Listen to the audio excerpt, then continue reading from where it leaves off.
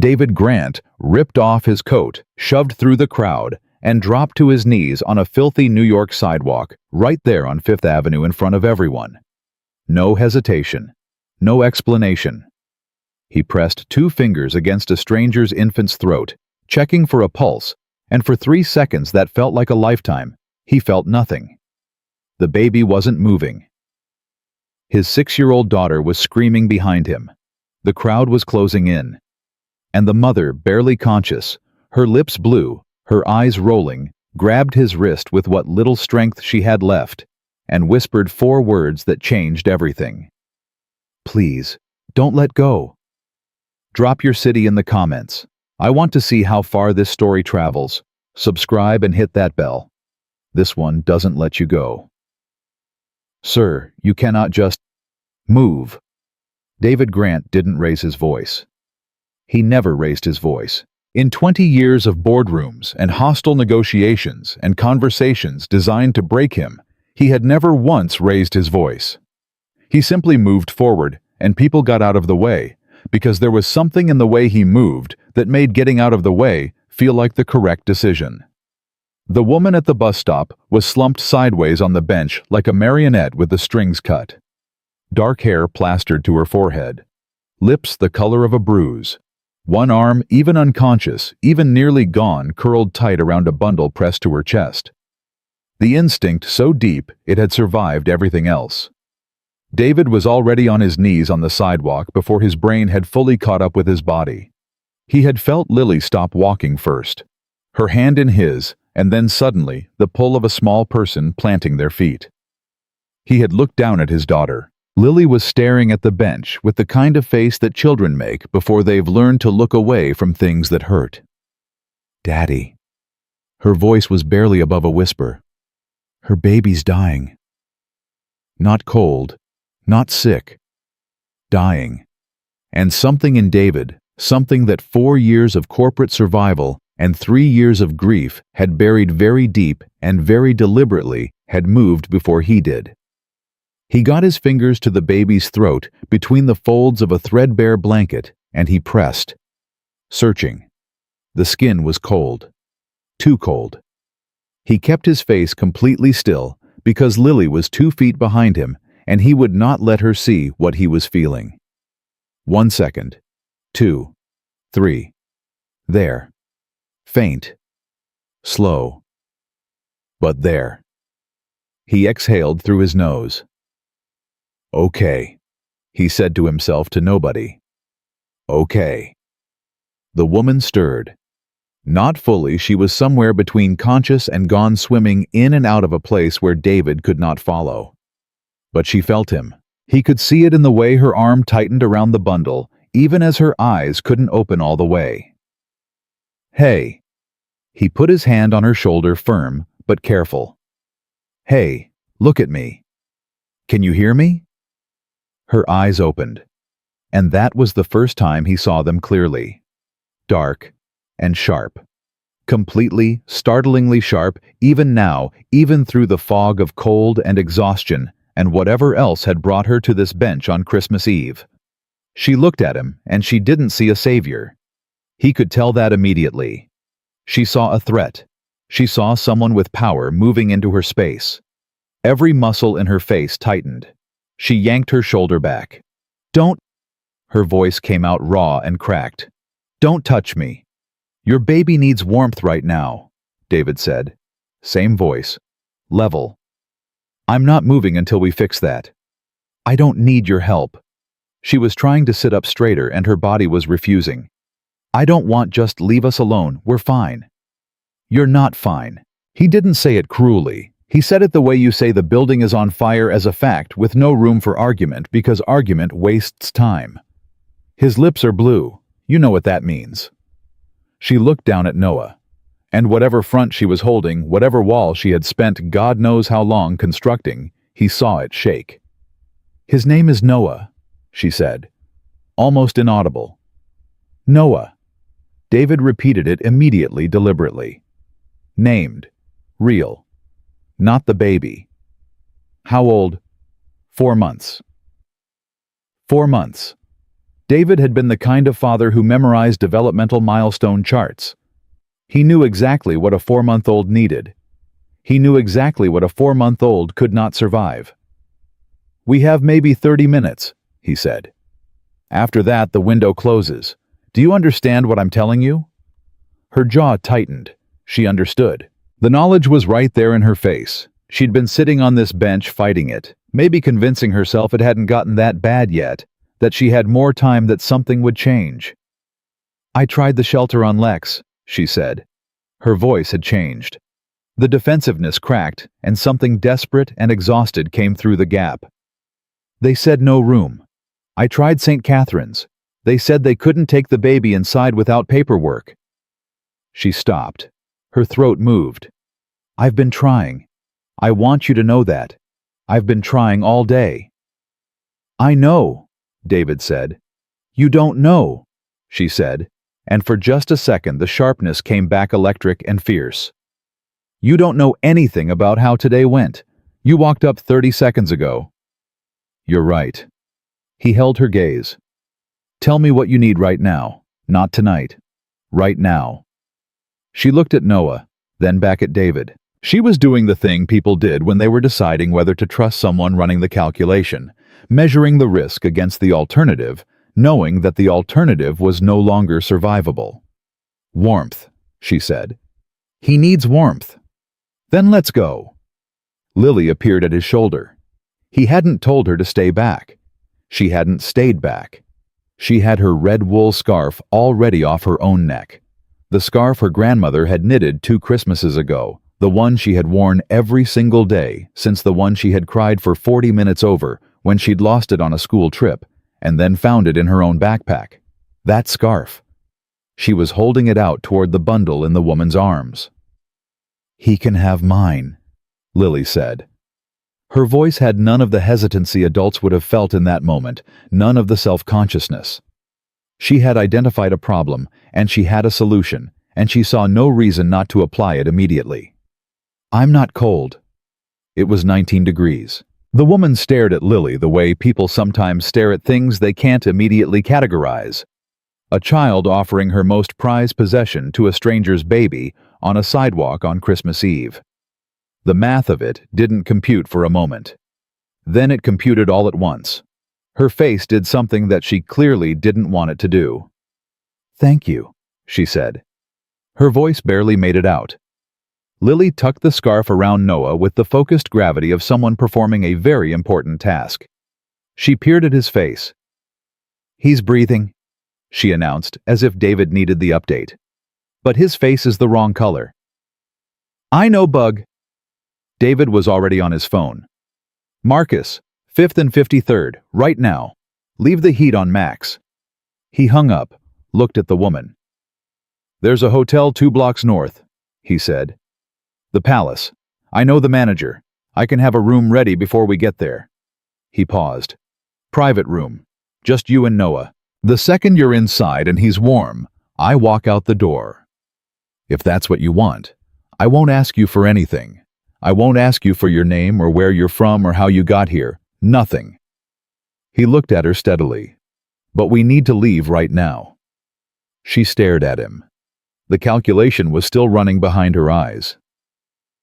"Why?" she said. "Why are you doing this? What do you get?" It was the right question. It was the smart question. He respected it. "Nothing," he said. "I get nothing." He held her gaze. 3 years ago, I made a choice to focus on the wrong thing at the wrong moment, and I lost something I can't get back. I'm not doing that again tonight." He stood, extended his hand. "That's all this is?" She looked at his hand. 30 seconds ago, she had told him not to touch her. Now she reached up and took his hand. Getting her upright took everything she had. Her legs had been in the cold too long, they were unreliable underneath her, and he felt the full weight of her lean into his grip for a moment before she caught herself and forced herself to stand on her own. Pride, even now, even here. He didn't comment on it. He simply held on until she was steady and then let her set the pace. Marcus had the Range Rover at the curb in under 90 seconds. He got out and opened the rear door without being asked, and without looking at the woman in a way that would make her feel examined, because Marcus was exactly that kind of man, and David had paid attention to that before he hired him. Lily climbed in first, sat close, left enough room. The woman she still hadn't given her name. Lowered herself into the seat, Noah against her chest, and the moment the door shut and the heat hit her, she closed her eyes. Just for a second. A full-body exhale that carried what sounded like weeks of held tension. "There's water in the console," David said from the front seat. "And a granola bar in the door pocket. It's one of Lily's, so it's chocolate chip, but—" "I like chocolate chip," the woman said. Her eyes were still closed. "Me too," Lily said immediately, as if this were the beginning of a beautiful friendship. "Daddy only likes the plain ones. He says chocolate makes him distracted." I think that's a weird thing to say about a granola bar. Something happened at the corner of the woman's mouth. "It's a little weird," she agreed. Rebecca. David had just finished speaking quietly with Raymond at the front desk when she said it. He turned. She was standing 6 feet back in the lobby, Noah against her shoulder looking at him. "My name is Rebecca," she said. "Rebecca Miller." She said it like she was handing him something carefully, deliberately. A small act of trust offered with both hands. "I just thought you should know, since you're doing all of this." "David Grant," he said. A pause. "I know who you are," Rebecca said. He looked at her. "I looked up your license plate when we were walking to the car," she said, and there was the faintest ghost of something not quite defiance, not quite humor, but something adjacent to both in her voice. "I'm not an idiot." "I can see that," he said. She didn't smile, but the ghost of it sharpened slightly. The suite was on the 17th floor. Floor-to-ceiling windows, the city spread below like a circuit board of light. A portable crib set up near the interior wall, away from the window draft.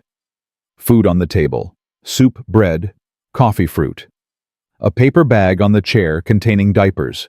Formula, a fleece blanket. Rebecca walked in and stopped just past the doorway. She stood very still.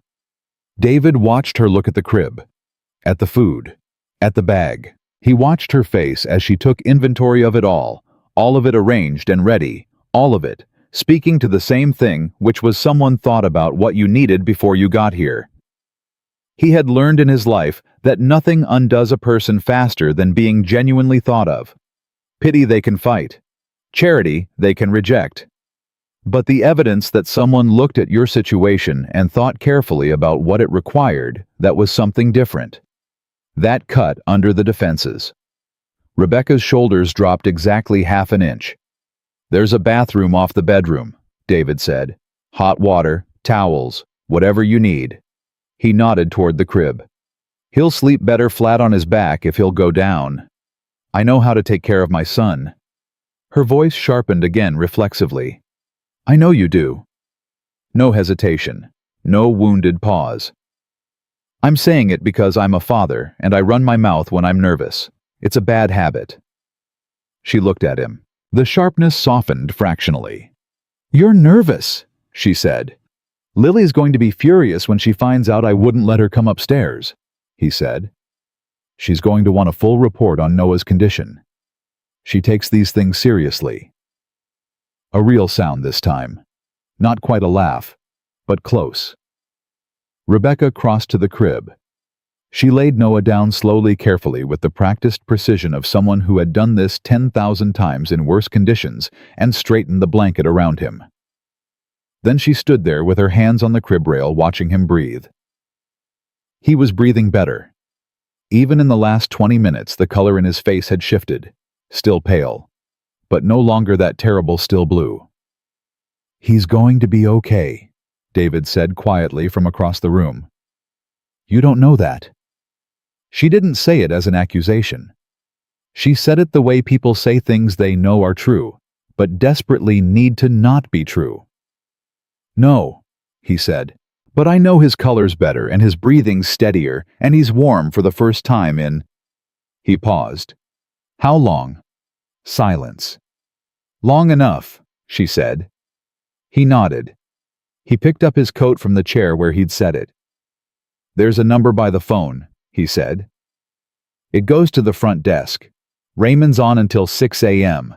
Anything you need, food, medicine, anything, you call that number, and it's handled. No questions. She turned from the crib, looked at him across the room. What happens tomorrow? She said. After tonight. That's up to you, he said. You're not going to want something. Come back with a list of conditions or Rebecca. He said her name for the first time, and something in its directness made her stop. I'm going to go home. My daughter needs to sleep, and I need to call the hotel doctor and ask him to check on Noah in the morning, which I should have led with, and I apologize. He looked at her. After that, nothing happens unless you want it to. This isn't a transaction. She was quiet for a long time. Then she said, I used to be a graphic designer, before. She stopped, as if she hadn't meant to say it, as if it had come out on its own. I want you to know this isn't who I am. What you found on that bench tonight, that's not who I am. He held her gaze. I know exactly who I found, he said. I found a woman who kept her son alive through something most people wouldn't survive. I found someone who said no to a stranger on a street corner, even when her legs couldn't hold her because she needed to be sure. He picked up his coat. That's who you are. Her eyes went bright. That same thing as before. The edge of something she refused to let fall. Merry Christmas, Mr. Grant. David, he said. Merry Christmas, Rebecca. He pulled the door shut behind him. In the elevator, Lily, who had absolutely non-negotiably insisted on riding up to the 17th floor, even if she couldn't come in because she needed to be close, looked up at him. Is Noah going to be okay? I think so. Is she? David looked at the elevator doors. I hope so, he said. That one's harder. Lily slipped her hand into his. We'll help, she said. Like it was already decided. Like it was that simple. He looked down at her mother's eyes, her mother's certainty, the complete and total absence of doubt in her 6-year-old face. Yeah, he said. We'll help. He didn't sleep. The house on East 67th was quiet in the way that houses with only one adult become quiet. Not peaceful quiet, but the other kind. The kind with a shape to it. He sat in the chair by the window with a scotch he didn't touch, and his phone face down on the table because there were 3 notifications from his communications team about Richard Edwards and Meridian Ventures, and whatever Richard Edwards was currently doing, and David had made the decision in the elevator to deal with it in the morning. He thought about Rebecca's face when she'd said, I used to be a graphic designer. Before. The way people use that word, when the thing that changed their life was so complete, it cut time itself into 2 pieces. He understood that. He thought about Catherine. He thought about the hospital. He thought about the thing the doctor had said to him. You should go home. Mr. Grant, you can't control this. You need to sleep, and how he had left. For 3 hours. To get clean clothes and call his assistant and convince himself he was managing it. She had died in those 3 hours. He had not slept in a hospital chair for 3 hours, and she had died. And those were the 2 facts of his life that he could never put down.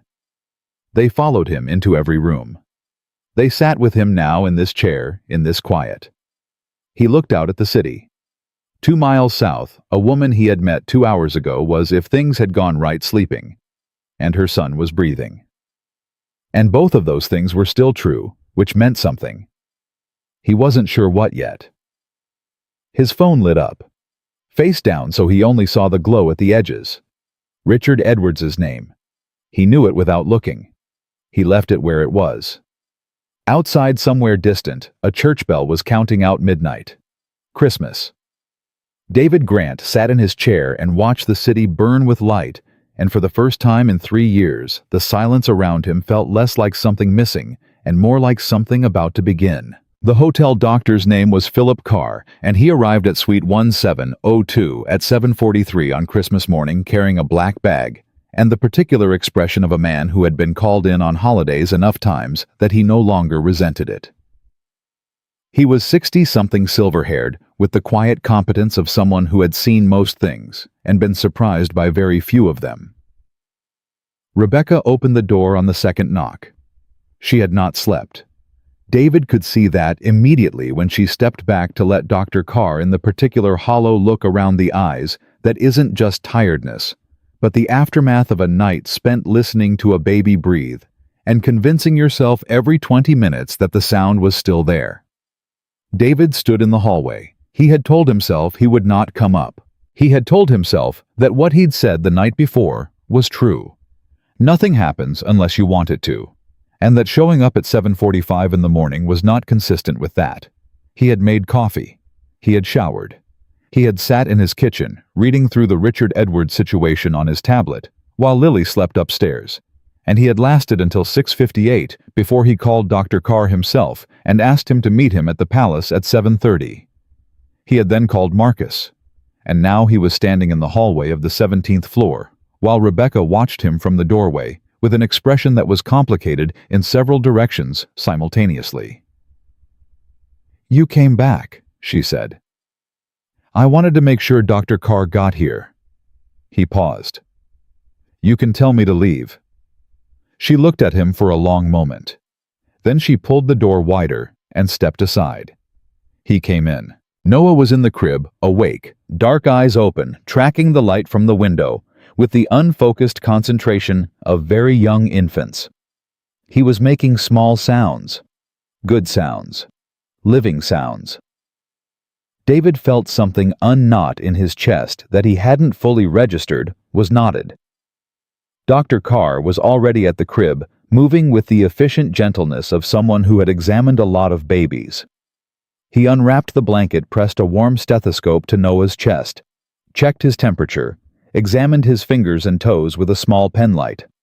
Rebecca stood 3 feet back, arms crossed over her chest, watching every movement. "Talk to me," she said. Her voice was controlled. Barely. "Breathing is normal," Dr. Carr said without looking up. "Heart rate's good. Temperatures come up to 97.8. That's acceptable. We want it above 97. He checked Noah's fingers again. Some residual mottling on the hands, but circulation is recovering. He straightened. "You got him inside in time." Rebecca's arms tightened across her chest. "In time?" she repeated. "Mrs. Miller?" "It's Ms. Ms. Miller. Another hour in those temperatures and this conversation would be very different."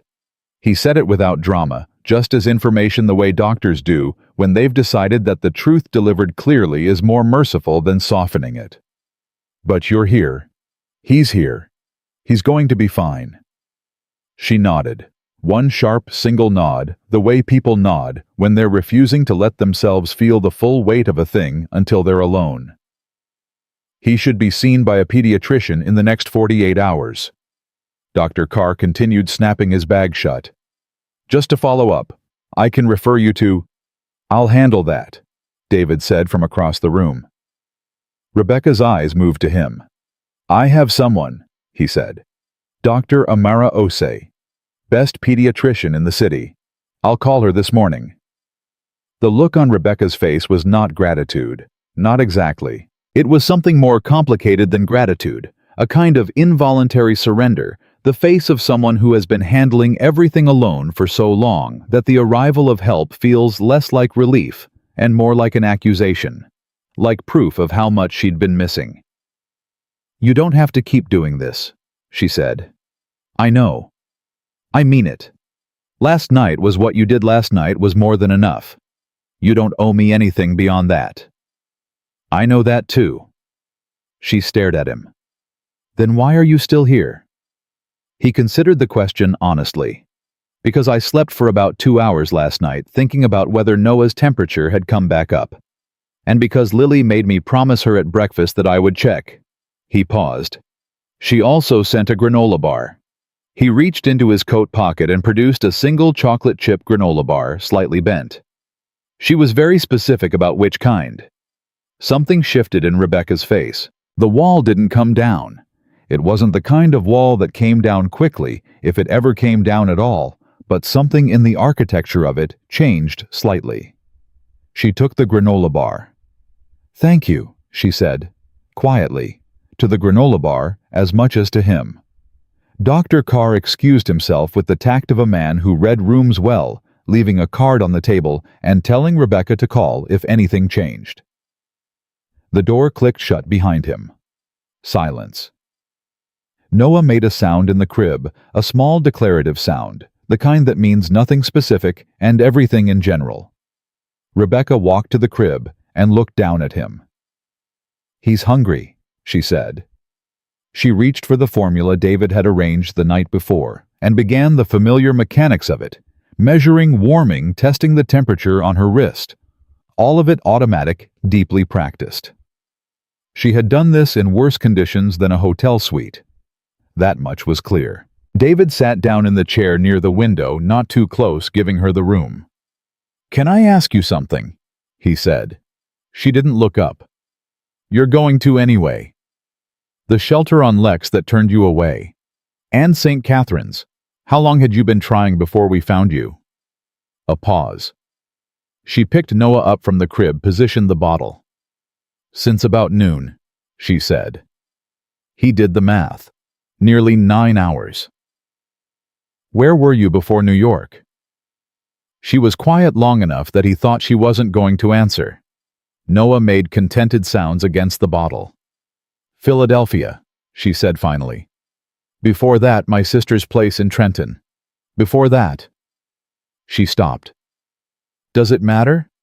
"Not to me," he said. "I'm not building a case." She looked at him then.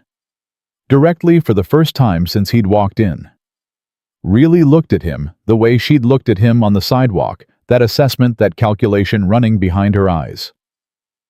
"My husband left," she said. Flat. No particular tone. The flatness of something that had been said enough times internally that it no longer required inflection. 7 months ago, when I was 2 months pregnant. He left, and he took the account that had both our names on it, and he left me with a lease I couldn't cover and a pregnancy I hadn't planned, and—" She stopped. "And a lot of good intentions from people who had their own lives to deal with." She looked back down at Noah. "My sister tried. She really did. But she's got 3 kids and a husband who works nights, and there was only so long I could—" She shook her head. "I'm not telling you this because I want sympathy. I know. I'm telling you because you asked and you seem like the kind of person who actually listens to the answer. I try to be." She shifted Noah slightly on her arm. "What's your story?" she said. "The 3 years thing. Last night you said you made the wrong choice 3 years ago." He was quiet for a moment. Outside, the city was doing what New York did on Christmas morning, moving at half its usual velocity. The streets quieter, the sky doing something almost gentle. "My wife," he said. "Catherine. She got sick. It was fast the way it sometimes is, faster than anyone anticipated." He kept his voice level.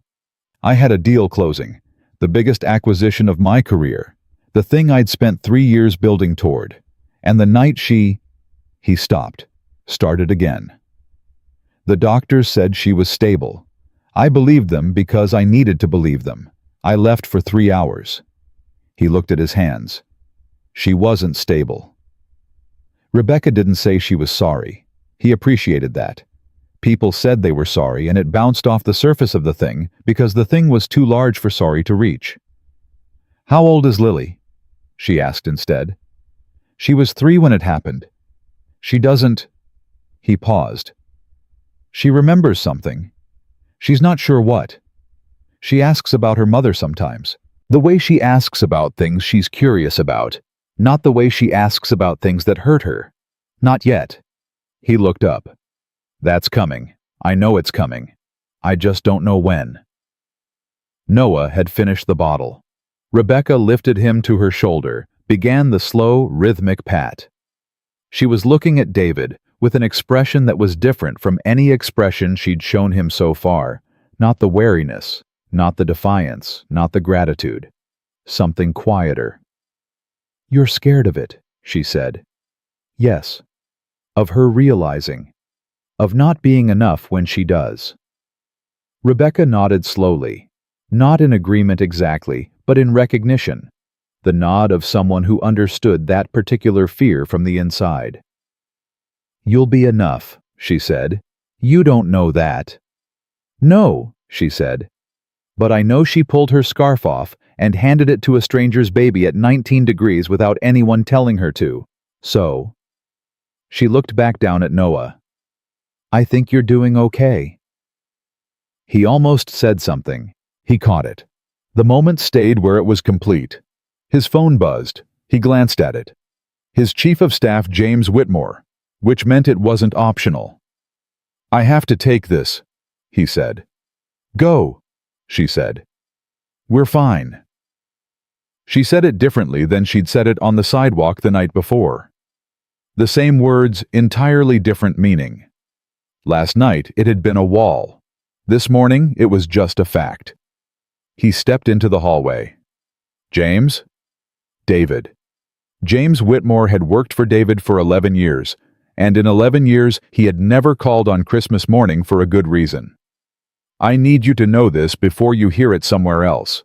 Richard Edwards went to the post. David was still. "With what?" "With the Henley report." A pause. "Or his version of it." The Henley report was a 200-page internal assessment of Grant Capital Group's acquisition of a mid-sized logistics firm called Henley Transport 18 months ago. The acquisition had run into complications. Not illegal complications, not unethical complications, but the kind of complicated, layered, explainable complications that looked catastrophic if you extracted 3 pages from the middle and presented them without context. Richard Edwards. David was now certain had extracted 3 pages from the middle. "How did he get it?" David said. "We're working on that." "That's not an answer, James. It's the answer I have right now." James's voice was tight. "The story's not running until the 27th. We have 48 hours. What's the angle? That you knowingly misrepresented the Henley financials to the board prior to the vote. That you buried the risk assessment." Another pause. "And that your judgment has been, and I'm quoting the advance copy, his PR person apparently couldn't help themselves from sending to 3 people compromised by personal instability following his wife's death." Silence. "Personal instability," David repeated. "I know." He stood in the hallway of the 17th floor with his hand pressed flat against the wall, and he breathed through his nose for 5 seconds. He had built Grant Capital Group from a 12-person advisory firm into a $4 billion asset management company. He had done it through 15-hour days and a clarity of judgment that his competitors found either admirable or infuriating, depending on which side of a deal they were on. He had done it while grieving a wife and raising a daughter and holding himself together through sheer determined refusal to fall apart. Compromised by personal instability. Richard Edwards had been trying to acquire Grant Capital Group for 3 years. He'd tried offers, he'd tried pressure, he'd tried going around David to the board. And now, apparently, he had decided to try burning the thing to the ground if he couldn't buy it. "Get Chen Morrison and Patricia Hale on a call today," David said. His voice was completely calm, the calm of someone who has moved past the emotion and straight into execution mode. "All 3. I don't care that it's Christmas. Have the full Henley file ready, original risk assessments, board minutes, everything. We're not going to respond to the story. We're going to make the story impossible to print. David? And find out how Edwards got the report, James. That's not a request." He hung up. He stood in the hallway for a moment. Then he went back inside. Rebecca was sitting on the edge of the bed with Noah against her shoulder, and she looked at his face when he walked in and said nothing for a moment. Then, bad news. "Business," he said. "It's manageable." He wasn't sure that was true, but it was what he needed it to be right now. "The Richard Edwards kind of business," she said. He stopped. You know who Richard Edwards is? I looked you up this morning, she said. On the hotel tablet, after you left last night. She met his eyes without apology. I told you I'm not an idiot. I remember. He's been trying to take your company for years, she said. That's what the article from last March said. The article from last March was generous, David said. He's not trying to take it. He's trying to make it worth less than it is so he can buy it at a discount. He sat back down. He's having a better Christmas than I expected. Is it serious? He looked at her. He wasn't sure why he was answering this. He didn't talk about business problems with anyone except James and his legal team as a rule. His personal life and his professional life occupied entirely separate compartments, and he kept them that way with great discipline. But she was looking at him with those sharp eyes, and she'd asked a direct question and he was tired. It could be, he said, if I let it. Then don't let it. He almost laughed. That's simple. I didn't say simple, she said. I said don't let it. Those are different things. She adjusted Noah's position. Simple means it doesn't cost you anything. Don't let it means it costs you something, but you do it anyway. He looked at her. What did you do? He said. Before. Graphic design, what kind? She seemed slightly surprised by the pivot. Brand identity mostly. Logos, visual language, positioning. I had a studio in Philly. Small, just me and 2 contractors, but the work was good. Something moved through her face when she said it, a flash of something that wasn't grief exactly, but was adjacent to it. The grief of a life you'd built with your own hands and then watched dismantle. I was in the middle of a rebrand for a hospitality group when everything... She stopped. When everything changed. The work doesn't go away, David said. The clients do. Because they didn't know where you went. She looked at him. What are you saying? He was quiet for a moment, organizing something. I'm not saying anything yet, he said. I'm thinking. Don't think on my behalf, she said, and the edge was back, not hostile, but careful, alert. I appreciate last night. I appreciate this morning. But I'm not looking for someone to fix my life. I know that. Do you? She held his gaze. Because men with money have a way of helping that turns into something else. Something that looks like charity, but functions like control. And She stopped herself. I've had enough of men making decisions about my life. The silence that followed had weight. That's fair, David said. He didn't argue it. He didn't explain himself. He just received it. I hear that. She watched him waiting for the but. It didn't come. Some of the tension in her shoulders dropped an inch. I do need to work, she said after a moment.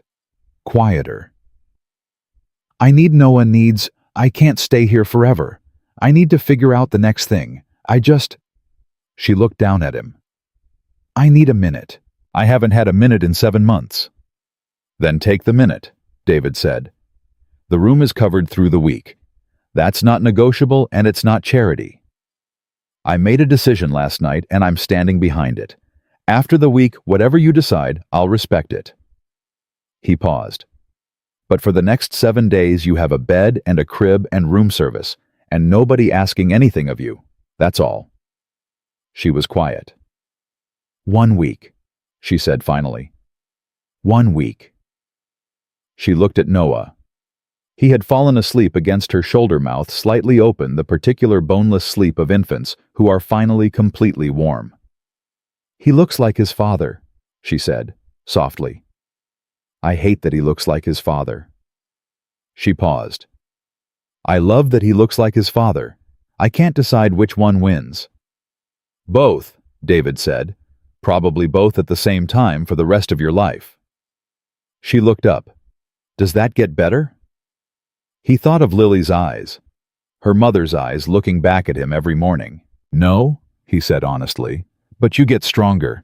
So it feels different even when it doesn't change. She absorbed this. Noah stirred in his sleep, made a small sound, was still. Go handle your problem, Rebecca said. The Edwards thing. I'll have Dr. Osie's office call you about Noah's follow-up. Okay. He stood, picked up his coat. David? He turned at the door. She was still looking at Noah. For what it's worth, from someone who had her work for a long time and then lost it and knows what it's worth. She glanced up. Don't let him take your company, whatever it costs. Don't let him take something you built. He held the door. Merry Christmas, Rebecca. Go, she said, not unkindly. He went. The elevator took him down through 17 floors, and by the time the doors opened on the lobby, he had already called James back and was running numbers in his head. Counter-arguments, documentation chains, the 3 board members whose support was unconditional, and the 2 whose support was situational and needed tending. He was already inside the problem, moving through it the way he moved through all problems, which was forward and fast with everything he had. But underneath that quieter, not competing with it, but existing alongside it, was the thought of a woman sitting on a hotel bed with her sleeping son, surrounded by a week's worth of safety she hadn't asked for, working out what came next. He thought about what she'd said. Don't let him take something you built. She'd been talking about his company. He wasn't entirely sure that was all she was talking about. Marcus was at the curb. David got in. Home, Mr. Grant? Home. He looked out the window. How is the traffic on 67th? Clear this morning, sir? It's Christmas. Right. He watched the city pass. Marcus, when we get home, I need you to set up the conference room for a call. 4 people encrypted line as soon as possible. Yes, sir. And stop at the bakery on 64th. He paused. Lily will want cinnamon rolls. It's Christmas. Marcus glanced in the rear view. And for you, sir. David looked out at the city. At the particular white sky that comes before snow. At New York, doing its quiet Christmas morning thing, moving slower, breathing different, like even the city needed a moment now and then. Same, he said. He pulled out his phone. He had 14 messages, 3 from James, 2 from Patricia Hale, who had apparently already seen the advance copy of the Post story, 1 from his sister in Boston, asking about their Christmas call, and 1 from a number he didn't recognize. A New York number, Hotel Exchange. He opened it. A single line of text. Noah had his first laugh this morning. I didn't know they could do that at 4 months. Thought you should know since Lily will ask. R. He read it twice. Then he put the phone in his pocket and looked out the window, and didn't say anything. But something in his face, which had been carrying the particular set it carried when he was managing something difficult, changed.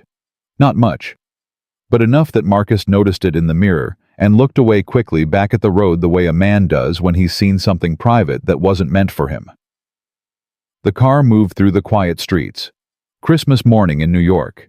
And Richard Edwards, and the Henley report, and the Post story running in 48 hours, all of it was still there, real and serious, and requiring everything David had. But for exactly the length of 1 city block, he let himself think about a 4-month-old boy, laughing for the first time, and a woman who had called it significant enough to tell him. 1 block. Then he opened his phone and called James. The Post story dropped on the 27th, exactly when James had said it would, at 6:14 in the morning, 40 minutes before David's alarm went off. He knew it had dropped because his phone exploded. Not metaphorically. He picked it up from the nightstand and watched the notifications arrive in real time.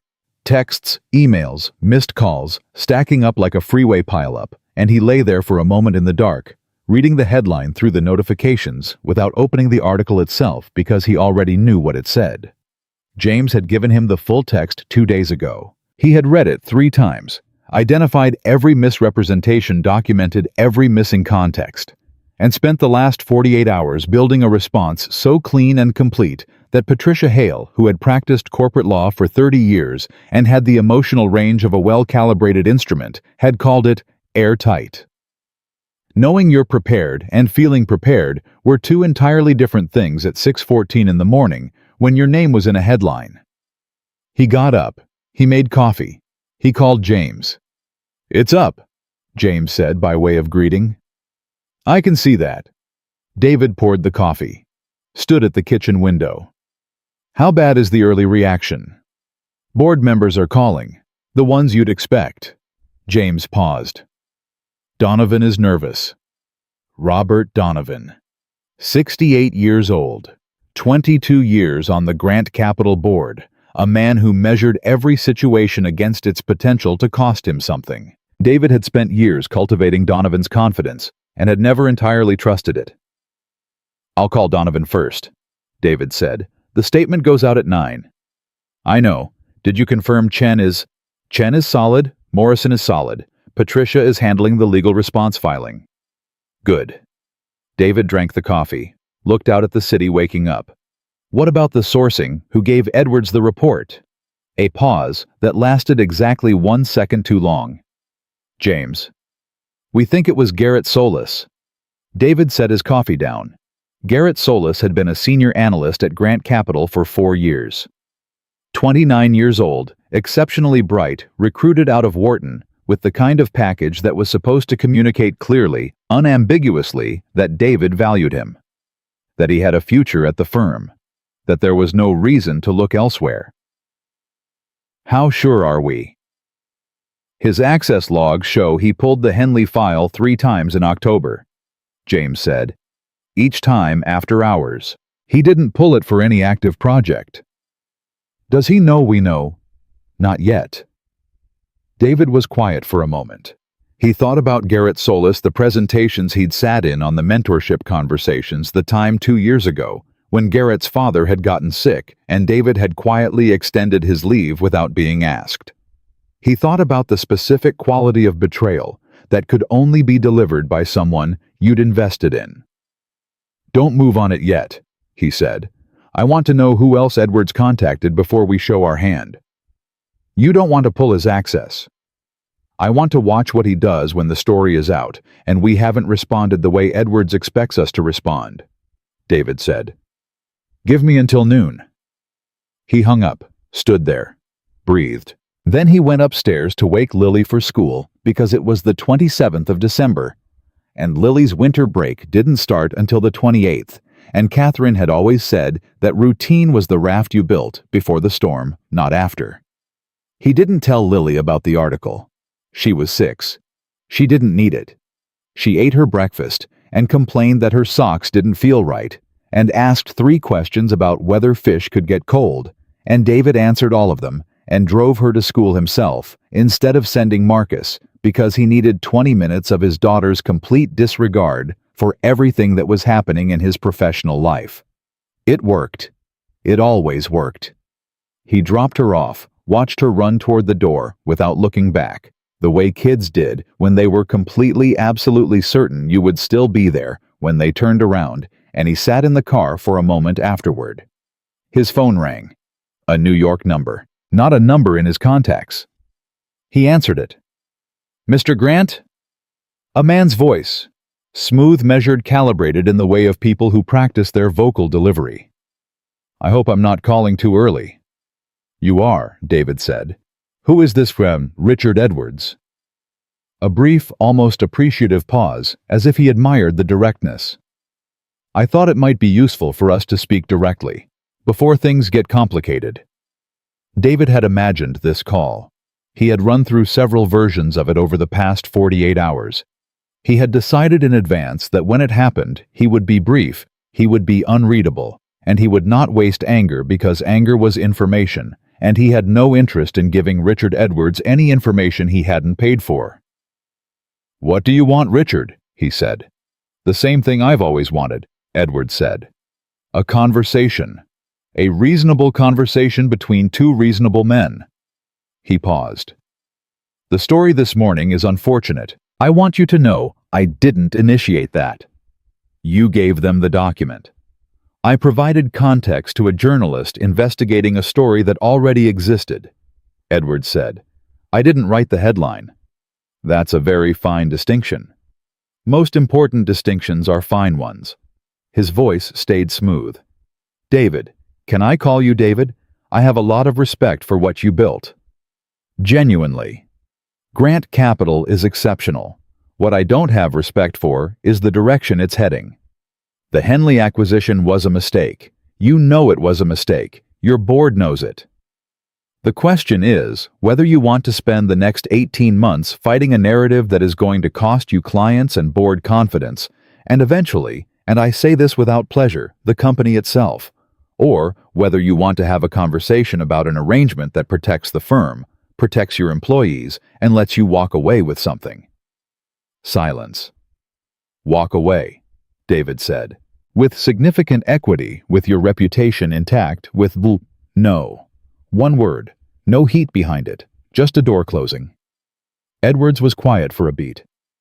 The story is just the beginning, David. I know that, David said. You should know that my response goes out at 9. Read it carefully. Then call me back if you still want to have this conversation. He paused. And Richard? Next time you want to leverage a dead woman's memory to make a business point, the thing about personal instability, call my lawyer instead. It'll save us both the discomfort of what I actually want to say to you right now. He hung up. His hands were completely steady. He looked out the windshield at the school entrance, at the last few children filing through the doors, at the ordinary morning business of parents who were not sitting in their cars after a phone call that made them want to put a fist through something. He texted James Edwards, called me directly. Confirms what we thought. Stay the course. 9 a.m. Then he drove to the palace. He hadn't planned to. He'd planned to go straight to the office and spend the 3 hours before the statement dropped reviewing it one final time with Patricia and running point on the board calls. He had a plan, and the plan was good, and there was no rational reason to be taking a left instead of a right. He took the left. He called ahead from the car, not to Rebecca's room, but to Raymond at the front desk, asking if she'd called down for anything that morning. Raymond told him she'd ordered coffee and oatmeal at 7, that she'd asked about a pharmacy within walking distance, and that someone had delivered flowers to the room. David asked who had sent them. Raymond said the card had no name on it. David sat with that for the remaining 2 minutes of the drive. The flowers could have been from the hotel. Standard guest relations. It could have been entirely ordinary. He knew it wasn't ordinary. He knocked on 1702. Rebecca opened the door in jeans and a green sweater that David didn't recognize hotel boutique. Probably the tags might still be on it. He didn't look closely enough to tell. Her hair was clean. She looked in the most fundamental way like a different person than the woman on the sidewalk 3 days ago. Not repaired, repair was the wrong word, because she hadn't been broken, she'd been ground down, and those were different things, but restored slightly. Like something that had been running on fumes that finally had fuel. Noah was in the crib awake, conducting a complex conversation with the mobile above him. She looked at David's face and said, "What happened?" "The story dropped this morning," he said. "It's fine, we're handling it." "Then why do you look like that?" "Like what?" "Like a man who told himself he was handling something but came here instead of to his office." She stepped back from the door. "Come in." He came in. He looked at the flowers on the table, a large arrangement, white lilies, and something blue expensive in a vase that wasn't hotel issue. "Who sent those?" he asked. Rebecca's face went very still. "I don't know," she said. "They arrived an hour ago. No card." "No card at all?" "There was one." She crossed her arms. It said, "Thinking of you both. News travels fast in this city." She paused. "That's all." David looked at the flowers. Lilies. White lilies. He thought about the timing, the story dropping that morning, flowers arriving an hour later, unsigned at a hotel room that Rebecca Miller had not told anyone she was staying in. "How would anyone know you were here?" he said. "I don't know." Her voice was careful now. "I've talked to no one. I don't have—" She stopped. "I called my sister. Yesterday. I told her I was somewhere safe in New York. I didn't give her the hotel name." "Did you use the room phone?" "My cell." "Okay." He pulled out his own phone, sent a text to James.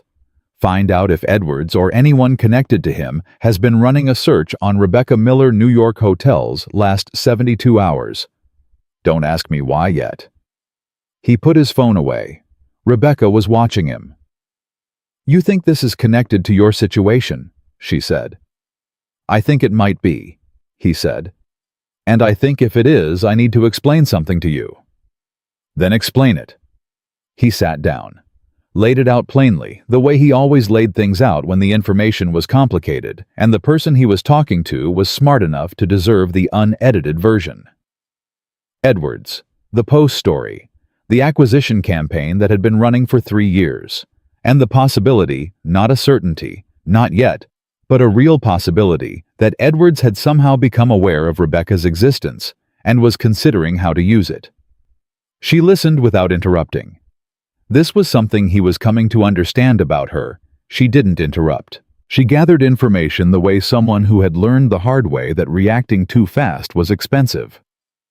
When he finished, she said, "Use it how?" "To complicate the narrative," he said. "The story this morning implies my judgment is impaired, that I'm not stable.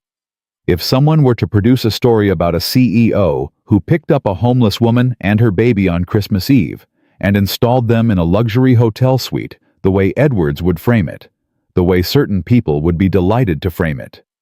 "It looks erratic," Rebecca said. "Or worse," David said, "depending on how they frame the relationship." She was quiet for a moment.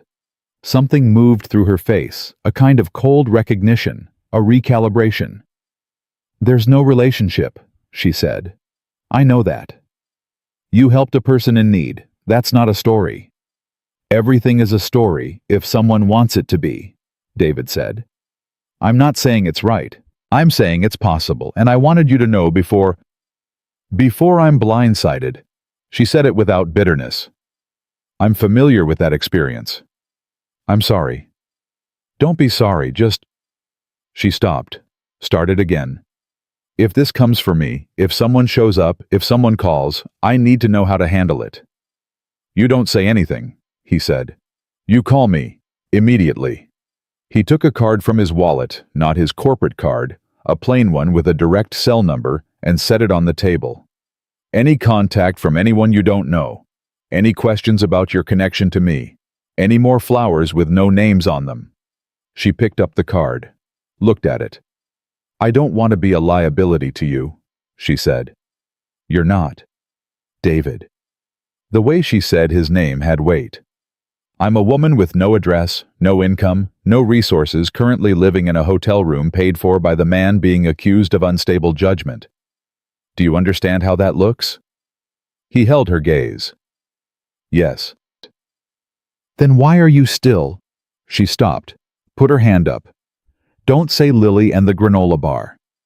"I wasn't going to." "What were you going to say?" He was quiet for a moment, honest with himself about the answer before he gave it to her.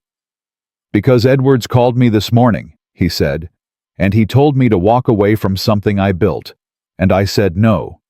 And the reason I could say no, the reason I meant it without a second's hesitation, was that I'd spent the last 3 days being reminded that there are things worth holding on to, even when they're complicated, even when holding on costs you something." He paused. "You didn't cause my problem. You reminded me why it matters that I solve it." Rebecca looked at him for a long moment. Then she turned, walked to the desk in the corner of the room, and sat down.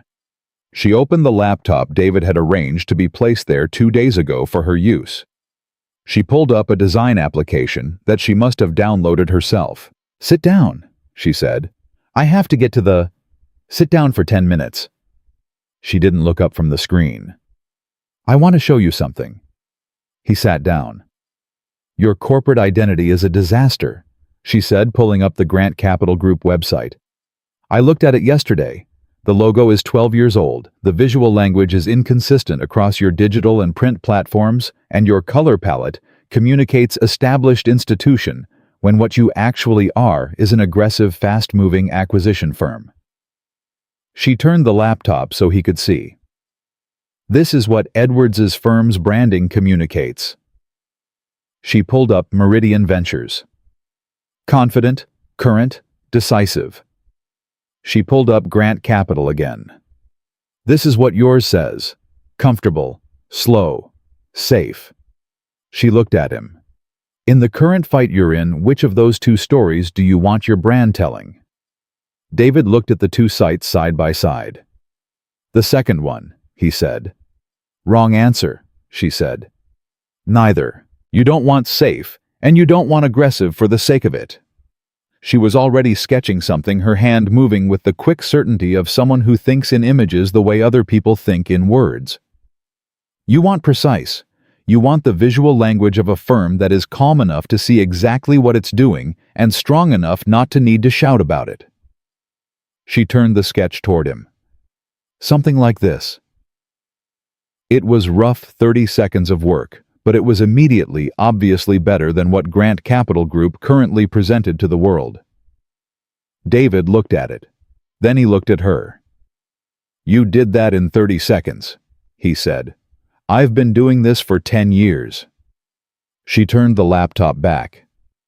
I'm aware this isn't a job interview. It looks like a job interview. It's not. She kept drawing. It's a woman who is trying to feel like herself again and chose the nearest available canvas. She paused. Which happens to be your terrible brand identity. He was quiet for a moment. I have a creative director, he said. I know, Mark Ellison. His work is competent. She said competent the way a person says beige. He's not going to rebuild your visual narrative in the middle of a crisis. He doesn't move that fast. Do you? She looked up from the screen. I used to, she said. Carefully. Not a full claim. Not a commitment. Just an honest assessment of who she had been before and whether that person was still in there somewhere. Okay, he said. Okay what? When you're ready, he said. Not now. Not next week if you're not ready. But when you are, I want to have that conversation. That's a very carefully worded non-offer, she said. I'm a very carefully worded person. Something flickered in her face. Not quite a smile, adjacent to one. Noah made a declarative sound from the crib. Both of them looked at him. He had grabbed his own foot and appeared to consider this a significant personal achievement. He does that now, Rebecca said. Her voice went different when she talked about him. The walls didn't move exactly, but something behind them warmed. Since this morning, it's like he woke up in a warm room and decided to start being a person. He is a person, David said. You know what I mean. She watched him a moment longer. He looks better. He does. Dr. Osei's office called yesterday. The appointment is Thursday. Good. She closed the laptop, looked at her hands. I called my sister back this morning, she said. I told her where I was. I told her what happened. Not all of it, she'd panic, but enough. How'd that go? She cried, Rebecca said. Which made me cry. Which Noah apparently found hilarious. She shook her head slowly. My sister wants to come to New York. You should let her. She has 3 kids and a night shift husband. She should still come, David said. People need to see each other, Rebecca. You can't manage everything by yourself on principle. She looked at him. Is that advice from personal experience? He thought of the chair by the window, the untouched scotch, the particular kind of quiet that comes from choosing to carry things alone until the carrying becomes the only thing you know how to do. Yeah, he said. Personal experience. His phone rang. James. He looked at Rebecca. Go, she said. You have a company to unburn. He stood, picked up his coat for the second time in 3 days from that chair. The flowers, he said. If anything else like that comes, I'll call you, she said. I have the card. He was at the door when she said David. He turned. She was looking at the sketch on her screen. The statement you're putting out at 9, make sure it doesn't just rebut the facts. Make sure it says who you are. She looked up. Not what the company did. Who you are. That's what people believe, not documents. He held the door. You're very good at this, he said. I know, she said. Not arrogantly, factually. The way someone speaks when they've been separated from a true thing about themselves for long enough that saying it plainly feels like reclaiming something. He left. In the elevator, he pulled up the statement, read it through one more time. Patricia Hale had written it to be airtight, every fact sourced, every claim supported, every legal exposure closed. It was exactly the statement a lawyer would write. He got out his pen. He wasn't a man who carried a pen. He was a man who did everything on his phone. But he had put a pen in his coat pocket this morning out of some old instinct, and now he used it. In the margin of the printed copy he was carrying, he wrote 4 lines. Not lawyer language. His language. The language of a man who built something from nothing and had been carrying a loss for 3 years and had said no to Richard Edwards at 6:45 in the morning without a single second of hesitation. He sent it to James as a voice memo on the walk through the lobby. "Add this to the opening," he said. Verbatim. "Don't edit it."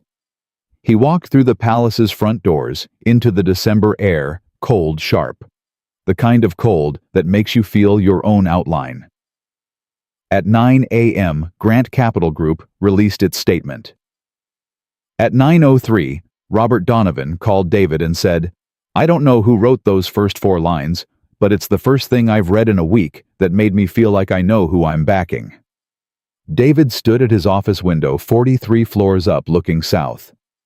"I had some help," he said. "Good help." "Yeah," he said.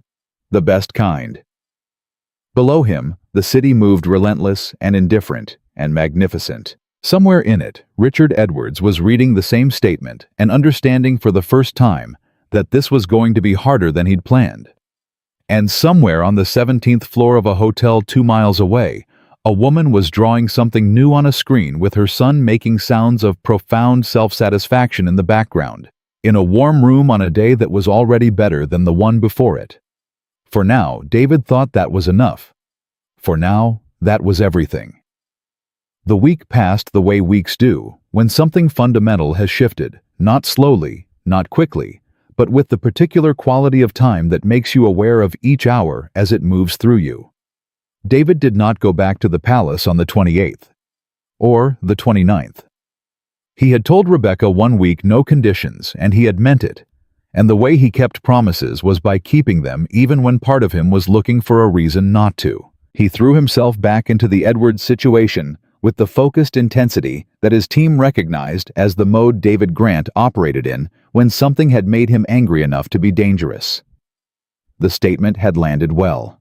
Donovan had steadied. Chen and Morrison had released their own public endorsements of the firm. Patricia Hale had filed a formal complaint with the SEC regarding the circumstances under which a confidential internal document had found its way to a journalist, and the journalist, to his credit, or perhaps his self-preservation, had quietly agreed to delay any follow-up reporting pending review.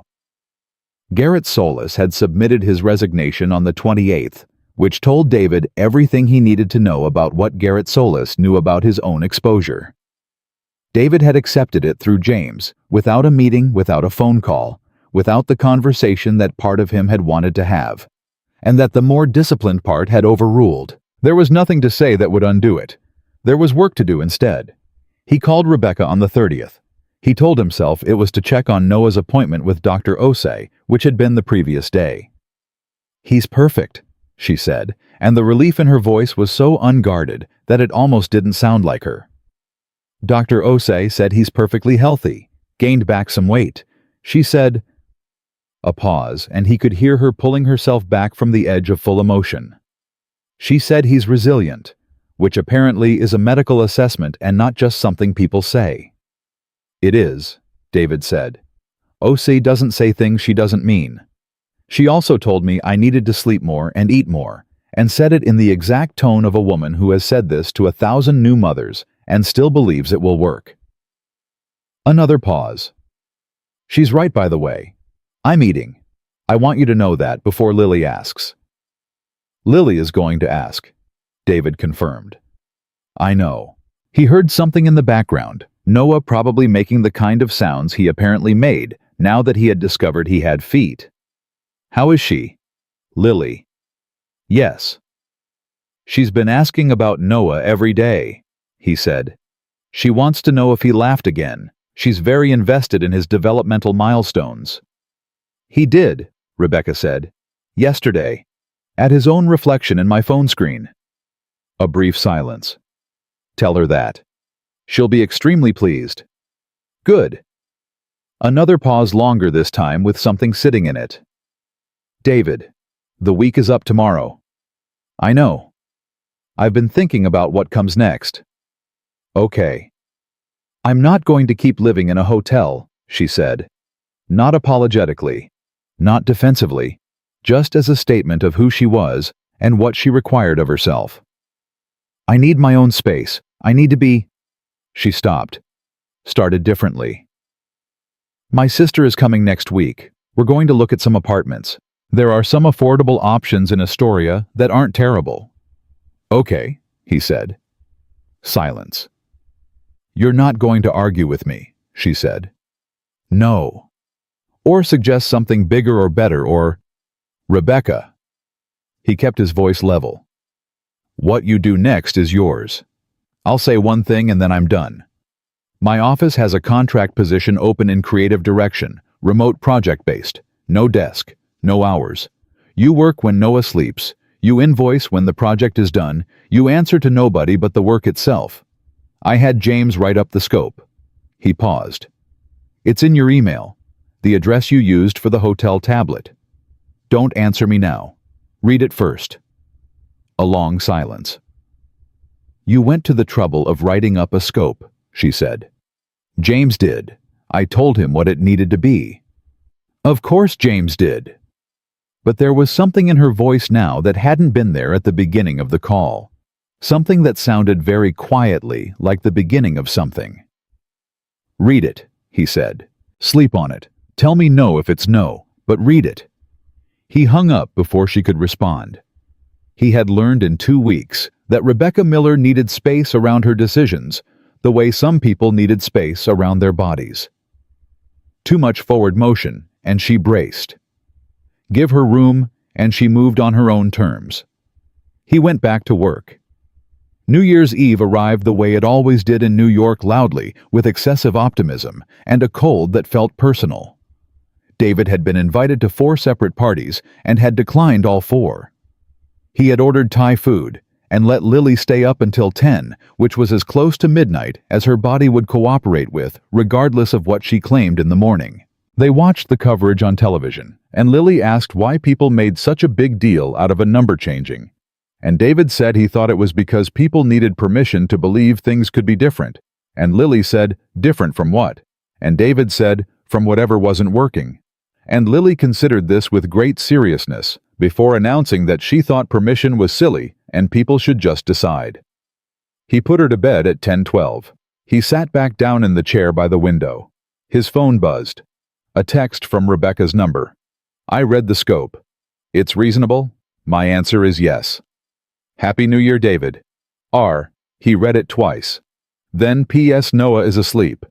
First New Year's he'll never remember. Feels significant anyway. He typed back, It is significant. Happy New Year, Rebecca. He looked out the window at the city doing its midnight thing. The distant sound of it, the fireworks starting somewhere uptown. The particular electricity of 1 million people deciding simultaneously that tonight meant something. He thought about a year ago, and the year before that, and what those New Year's Eves had felt like in this chair. The same chair, the same city, the weight of the same absence. It was still there. It would always be there. Catherine was not in the city, and would not be in the next year or the one after that, and he had accepted this the way you accept the things that cannot be negotiated. Not with peace exactly, but with the determined forward motion of a man who has a daughter who needs him functional. But tonight, the chair felt different. Not lighter, just occupied differently. Like he was sitting in it instead of being held by it. He went to bed at 12:15 and slept without interruption for 7 hours, which was for David Grant essentially miraculous. Rebecca moved into the Astoria apartment on the 14th of January, with her sister Dana and Dana's oldest daughter helping carry boxes, and Noah conducting supervisory operations from a carrier on Rebecca's chest.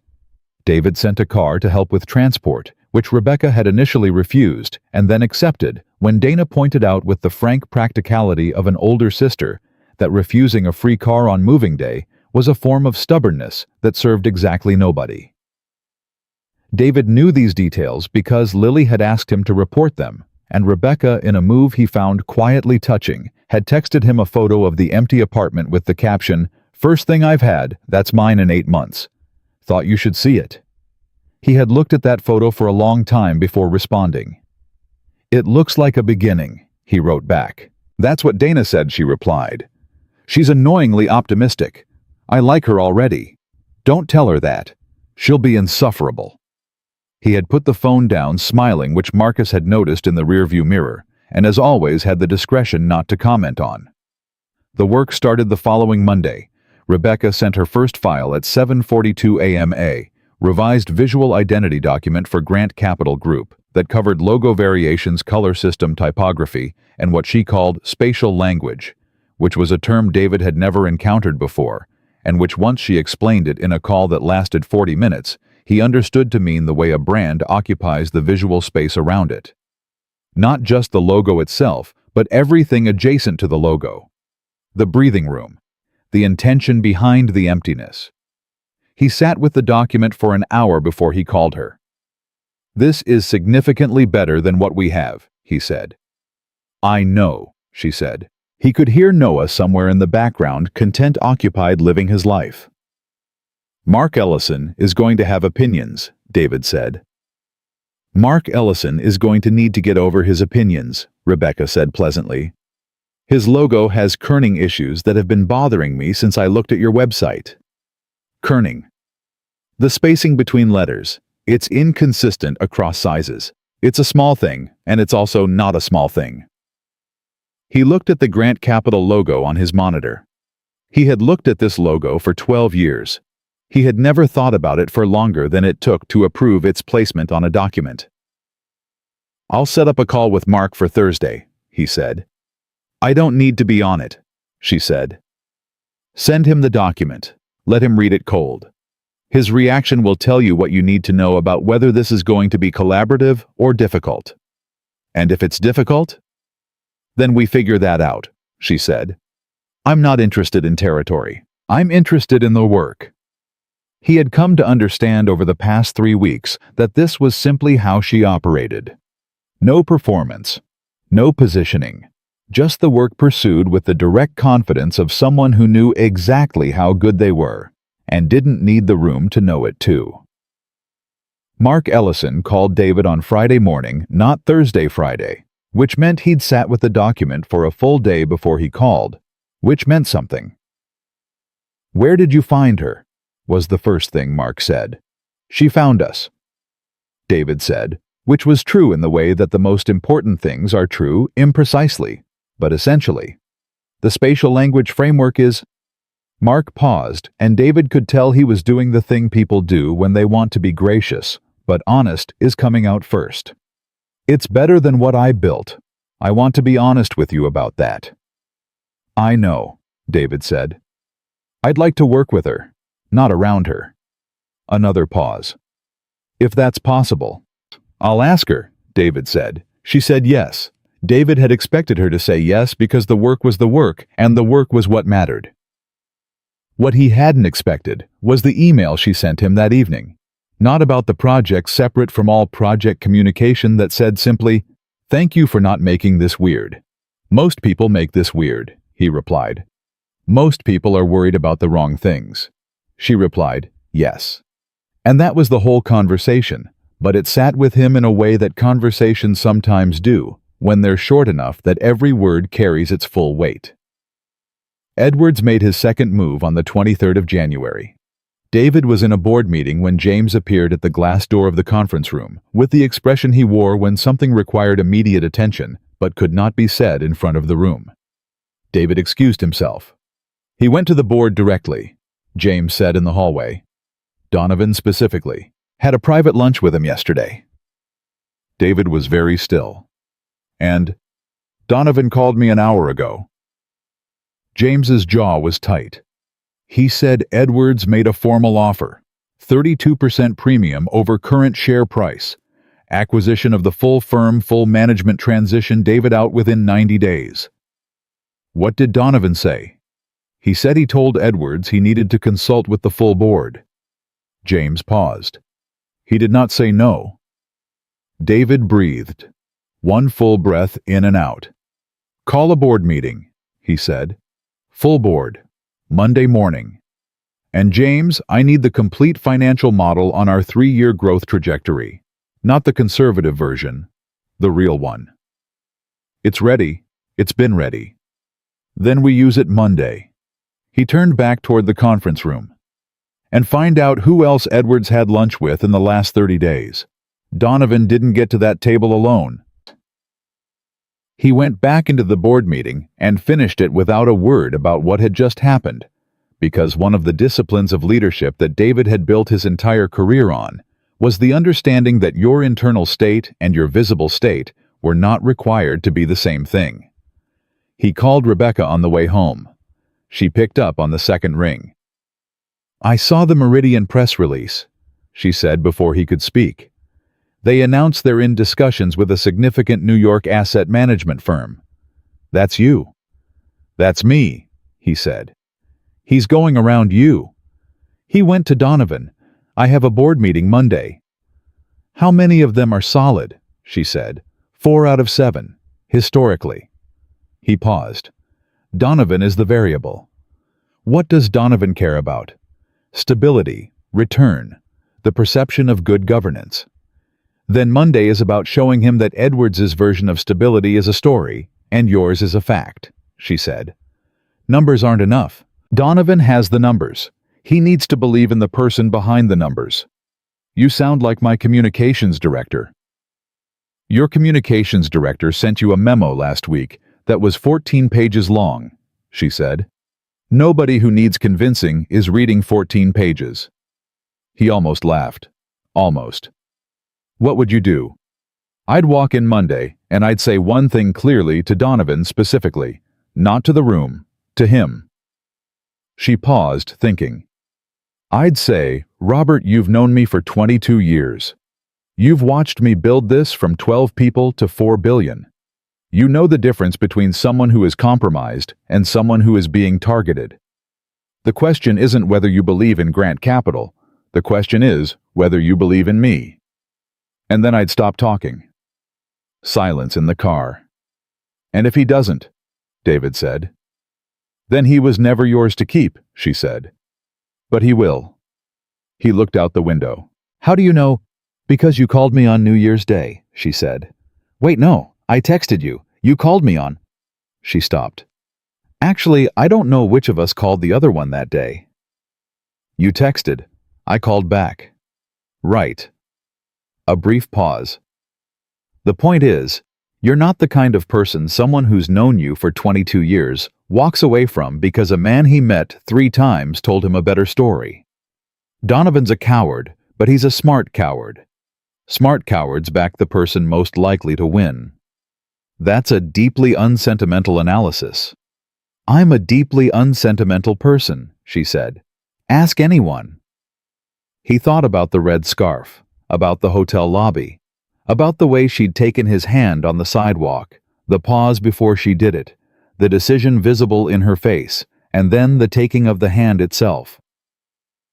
No, you're not, he said. Silence. No, she said, quieter. I'm not. A beat.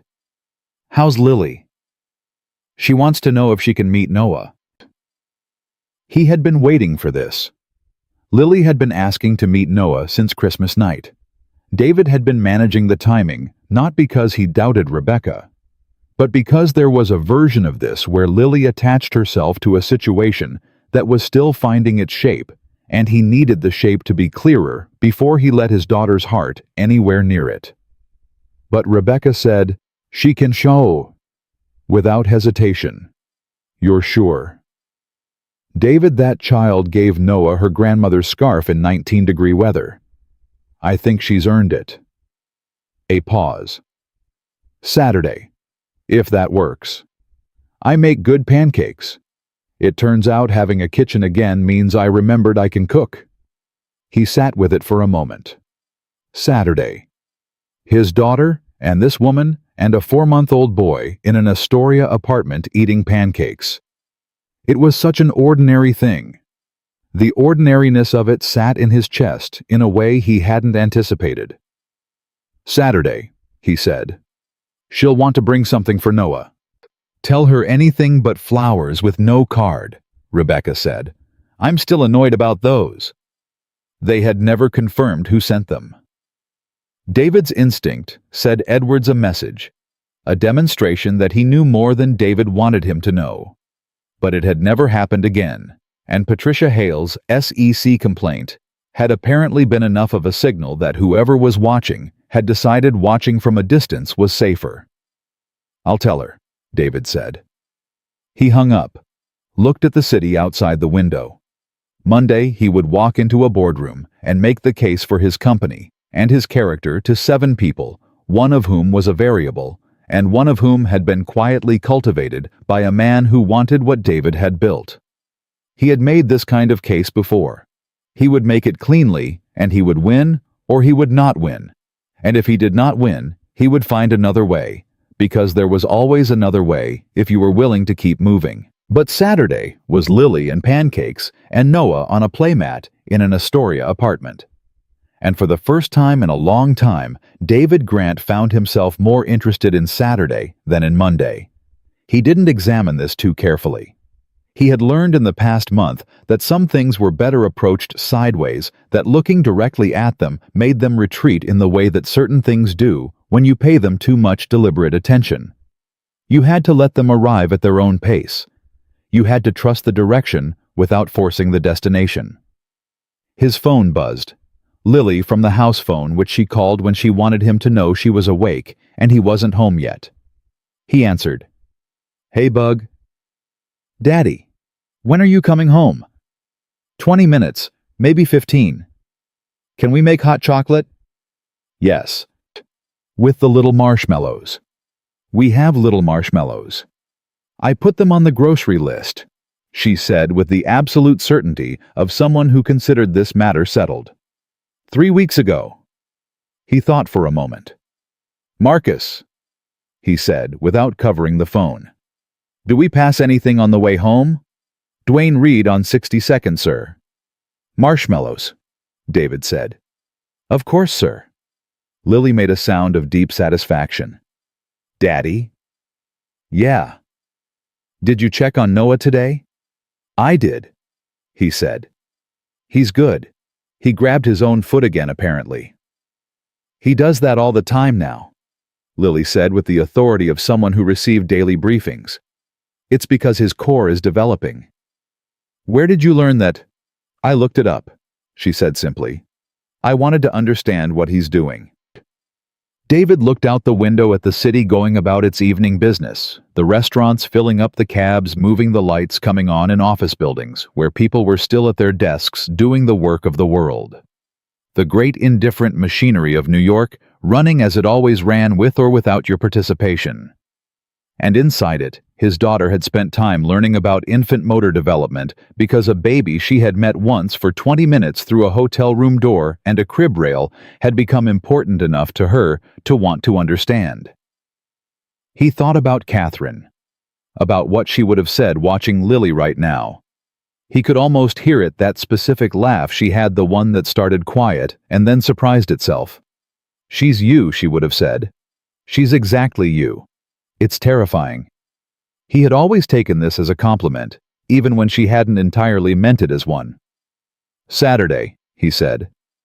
We're going to go see Noah on Saturday, you and me. The silence that followed lasted approximately 1 second, which was approximately how long it took Lily Grant to process information before responding to it. Then, I knew it. Inside voice. Sorry. Not sorry at all. What should I bring him? I've been thinking about this. He's 4 months, so he needs something with high contrast colors, because that's what they can see best, right now. I looked it up. There are these black and white picture books specifically designed for Lily. Yes. Tell me in the car. Okay. A pause. Daddy? Yeah. I think Rebecca is really good. He watched the city. He thought about a sidewalk on Christmas Eve. A woman who grabbed his wrist with what strength she had left and said, "Please don't let go." He thought about all the ways a thing can begin that you don't recognize as a beginning until you're already inside it and there's no going back, and how that was not a threat but a fact, and how facts, unlike stories, didn't require your permission to be true. "Yeah, Bug," he said. "I think she is too." "Okay." Satisfied, complete. "Get the big marshmallows too, in case the little ones sell out." "The little ones aren't going to sell out." "You don't know that," Lily said. "It's New York." He laughed. Actually laughed out loud in the back of the car, and Marcus absolutely heard it, and absolutely said nothing, and absolutely was smiling. "I'll get both," David said. "Good decision," said Lily. Saturday arrived gray and cold, and entirely unbothered by the significance David had attached to it. Lily was dressed and waiting at the front door at 8:47 a.m., which was 13 minutes before David had told her they were leaving, holding a bag that contained a high-contrast black and white picture book for infant visual development. A small stuffed elephant that she had selected after what she described as extensive research, and a container of homemade chocolate chip cookies that she had made herself the night before, with Marcus's assistance, and which were slightly uneven in shape but structurally sound. "The cookies are for Rebecca," she told David when he came downstairs. "Not Noah. He can't eat cookies yet. I know that." "I wasn't going to say anything." "You were thinking it."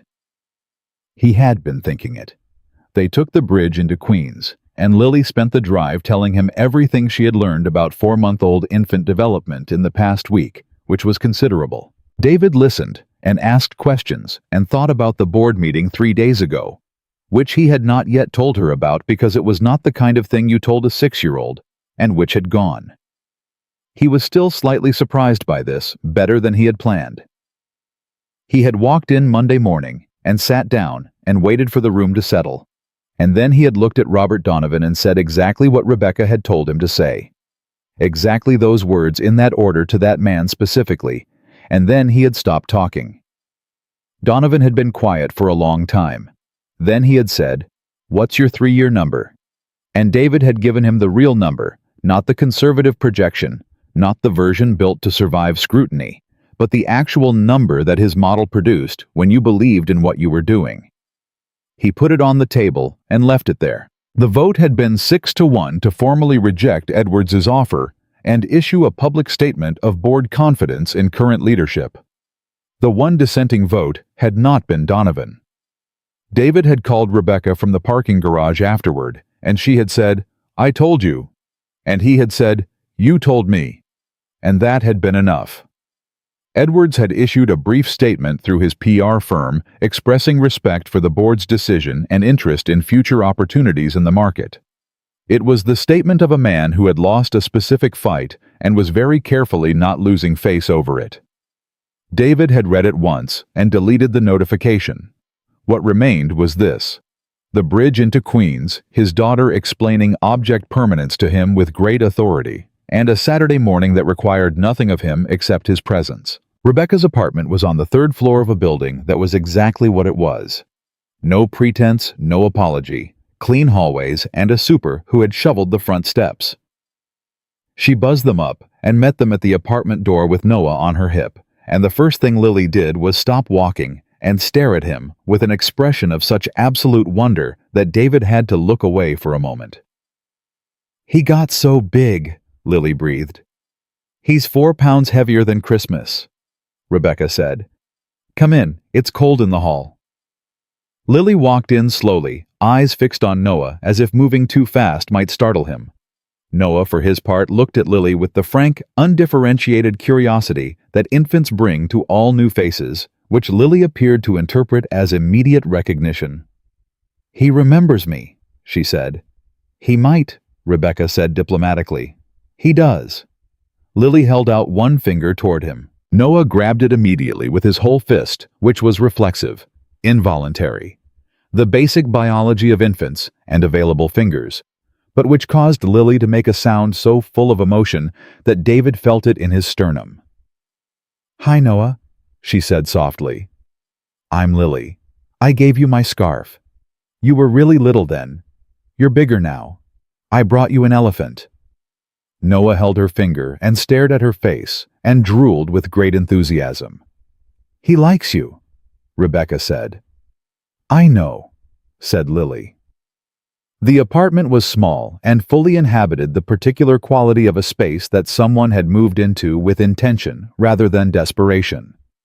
There were prints on the wall that David recognized as Rebecca's aesthetic from her design work. Bold, precise, purposeful. A drafting tablet on the desk.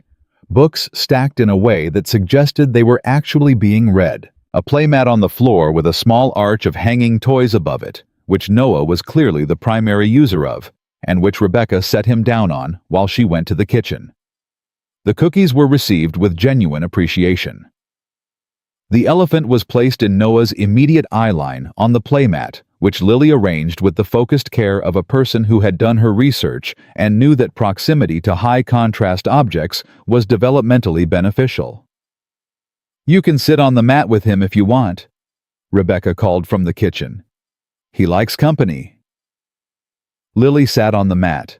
She picked up the black and white picture book and held it at the prescribed distance above Noah's face, and began narrating it to him with great seriousness.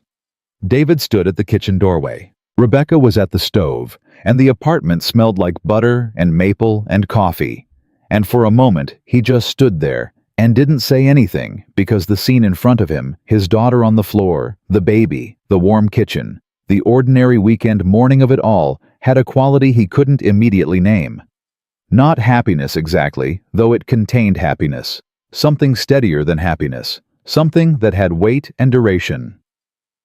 "Don't just stand there," Rebecca said without turning. "Pour yourself coffee. Mugs are above the machine." He poured coffee, leaned against the counter. "The board meeting went well," he said. "I heard." She flipped a pancake. "James emailed me the press release." "James emailed you. We have a working relationship now," she said. "He's very efficient. Also, he signs his emails with his full name and title every single time, even in reply chains, which I find deeply endearing." "He's been doing that for 11 years, David said. "I've never once found it endearing." "That's because he works for you. It reads differently when you're the outside contractor." She slid 2 pancakes onto a plate, started the next batch. "Edwards hasn't made any moves since the statement. Nothing public." "What about the sourcing?" "The person who gave him the report." "Gone," David said. "His choice. We have enough documented to pursue it legally if we wanted to." "Do you want to?" He thought about Garrett Solis, 29 years old, brilliant and apparently not well compensated enough in ways that didn't show up on a salary statement, not in money maybe, but in recognition, in the feeling of mattering. David had thought about this more than he'd expected to. "No," he said. "He'll carry what he did without any help from me. And if I spend the next year in litigation over it, I'm still looking backward." He drank the coffee. "I'm done looking backward." Rebecca stopped, not dramatically, just a small pause in the motion of making breakfast. Then she resumed. "Good," she said. From the other room, Lily's voice. "Noah, this is a bear. Can you say bear? You can't talk yet?" "I know, but it's good to hear the words. Daddy said so. He said language acquisition starts very early." "Did I say that?" David called. "You implied it," Lily called back. Rebecca laughed, a full, real one, the kind that came from somewhere unguarded. David had heard her laugh before in the past weeks, but in small quantities carefully. This one was different. This one had no self-consciousness in it. He thought, there it is. There's the one she keeps to herself. He didn't say that out loud. He stored it. "How's the project coming?" he said instead. "Done," she said. I sent the final package to Mark yesterday. Full implementation guide, all file formats, usage documentation. She turned briefly. He's good to work with, once he got over himself. He said the same about you. He said I was good to work with once I got over myself. He said you were the best creative director he'd worked with in 10 years, and that you were, and I'm quoting, direct to the point of requiring emotional preparation. She considered this. I'll take it. He wants to bring you on for the full rebrand rollout. 12-week engagement. Deliverables timeline, the whole structure. He paused. It would be real work, not a favor. She turned fully now, spatula in hand, looking at him directly. I know the difference, she said. I know you do. I'm making sure you know I know. She held his gaze for a moment. This was something she did, these direct assessing pauses, where she was deciding how much of what she was thinking to let through. He had come to find them over the past weeks not uncomfortable, but clarifying. She didn't look away from things. She looked at them until she understood them. 12 weeks, she said, with the option to extend if both parties agree. And both parties means me, she said, as much as it means you. Both parties means you as much as it means me, he confirmed. Another pause, then she turned back to the stove. Okay, she said. Yes, tell Mark I'll send the contract terms Monday. He'll be relieved. He should be. I don't come cheap. I know, I've seen your invoice.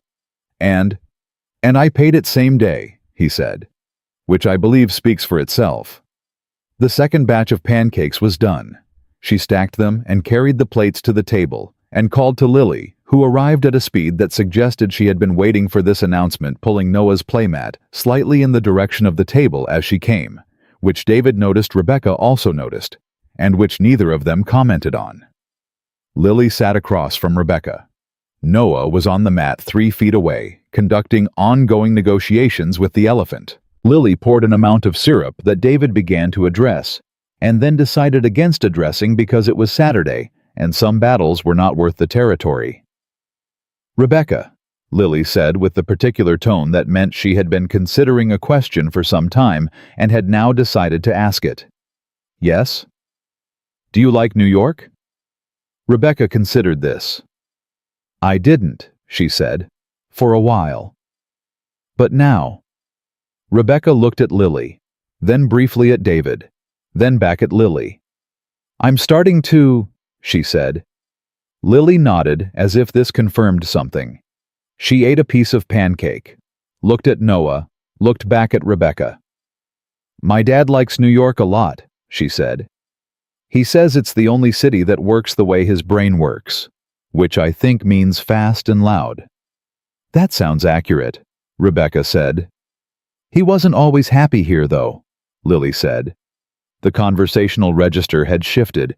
She wasn't performing anymore, wasn't narrating. She was just saying a true thing the way children say true things, without editorial, without protection. After Mom. He was here, but he wasn't really. He was here, but it was like he wasn't looking at anything. Do you know what I mean? The table was quiet. David kept his face still. I know exactly what you mean, Rebecca said. Her voice was gentle and direct at the same time, which was the particular combination Rebecca deployed when something required both. He looks at things again now, Lily said, simply, observationally. I thought you should know. Rebecca looked at David. He didn't look away. Thank you for telling me, Rebecca said to Lily. That means a lot. Lily appeared satisfied. She returned to her pancakes with full attention. The table settled into the particular comfortable rhythm of a meal that doesn't require maintenance. People eating, the small sounds of Noah on the mat, the gray winter light coming through the window, doing what winter light does when it falls on a room where something warm is happening. After breakfast, Lily asked if she could hold Noah, which she had clearly been working toward the entire morning. Rebecca showed her how, arm under the head, other hand at the back, and Lily sat in the corner of the couch, holding him with the concentration of a person performing open-heart surgery, barely breathing, absolutely certain that this was the most important thing she had ever done. Noah looked up at her face. His expression, insofar as 4-month-olds had expressions, suggested that this arrangement was acceptable to him. "Hi," Lily whispered. He blinked. "I'm going to come back," she told him. "I know you'll forget. That's okay. I'll remind you every time." She glanced up at David with the matter-of-fact certainty of someone who had already decided how this was going to go. "We're going to come back, right, Daddy?"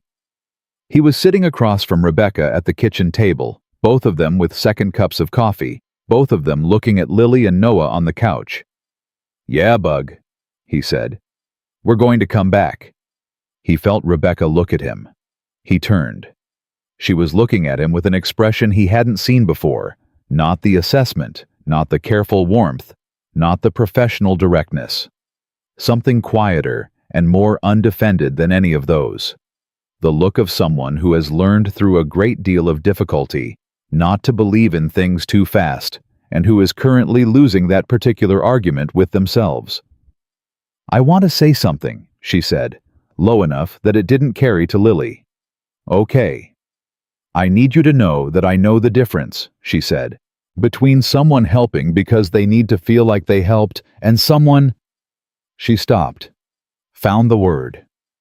"Someone who just stays, who keeps showing up without needing it to be a story about them."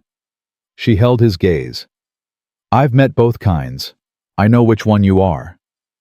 He kept his voice level because leveling his voice was the thing he did when something was landing somewhere real. "Same," he said. "I know which kind you are." She looked at her coffee, looked back up. "This is terrifying," she said. "Yes," he agreed. "I'm not—" She stopped, started again.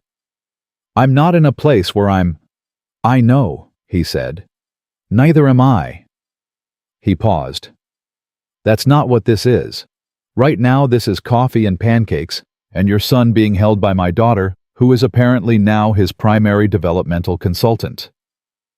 He looked at Lily, who was showing Noah the black and white picture book again, with continued conviction. "Whatever else this is or becomes that part, we don't have to decide today." She absorbed this.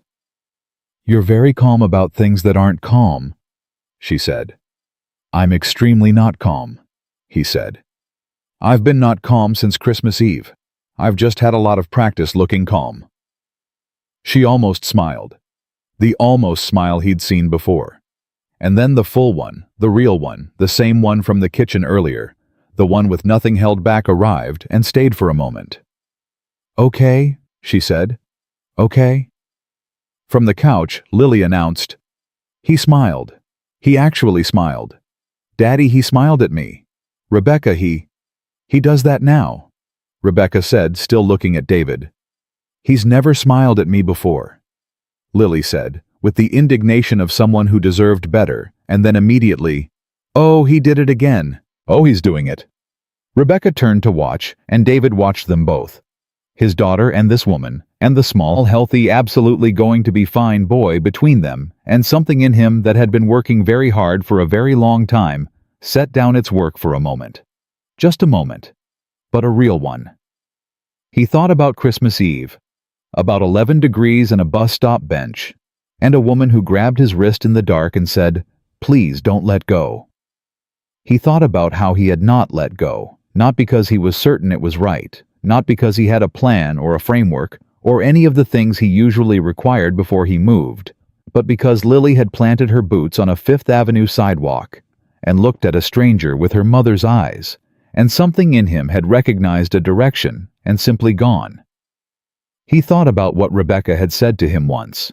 Simple means it doesn't cost you anything. Don't let it means it costs you something, but you do it anyway. He thought about the cost, and he thought about what was on the other side of it.